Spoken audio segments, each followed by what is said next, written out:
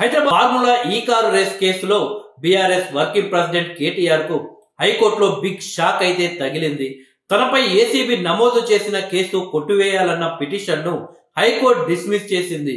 ACB వాదనలతో ఏకీభవించిన న్యాయస్థానం ఆయన దాఖలు చేసిన పిటిషన్ ను కొట్టేసింది. కోర్టు తీర్పుతో కేటీఆర్ కు ఎదురు దెబ్బ తగిలినట్లయింది.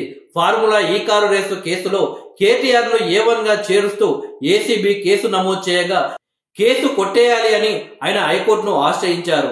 దీంతో క్యాష్ పిటిషన్లపై ఇటీవల వాదనలు ముగిశాయి. తీర్పు వెల్లడించే వరకు కేటీఆర్ ను అరెస్టు చేయొద్దు అని హైకోర్టు ఆదేశాలు ఇచ్చింది. తాజాగా జస్టిస్ లక్ష్మణ్ నేతృత్వంలోని హైకోర్టు బెంచ్ క్యాష్ పిటిషన్ ను కొట్టేసింది. కేటీఆర్ ను అరెస్టు చేయకూడదంటూ ఇచ్చిన స్టేను ఎత్తివేసింది. హైకోర్టు తీర్పుతో కేటీఆర్ అప్రమత్తమైనట్టు తెలుస్తుంది.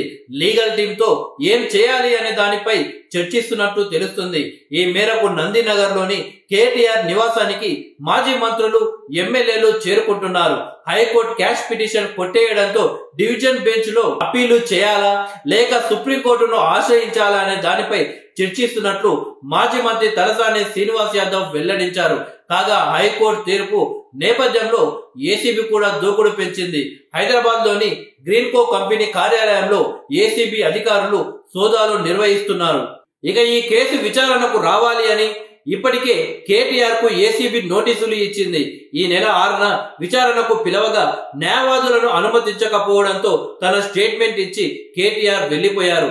దీంతో ఈ నెల 9న మరోసారి విచారణకు రావాలి అని ఏసీబీ నోటీసులు ఇచ్చింది. ఇక ఫెమా ఉల్లంఘన కేసులో ఈడీ కూడా కేసు నమోదు చేయగా నేడు విచారణ జరగాల్సి ఉంది. అయితే క్యాష్ పిటిషన్ తీర్పు నేపథ్యంలో తనకు సమయం కావాలి అని కేటీఆర్ కోరడంతో ఈడీ అనుమతి ఇచ్చింది. తాజాగా హైకోర్టులో క్యాష్ పిటిషన్ కొట్టివేయడంతో నెక్స్ట్ ఏం జరగబోతుందనేది ఆసక్తికరంగా మారింది.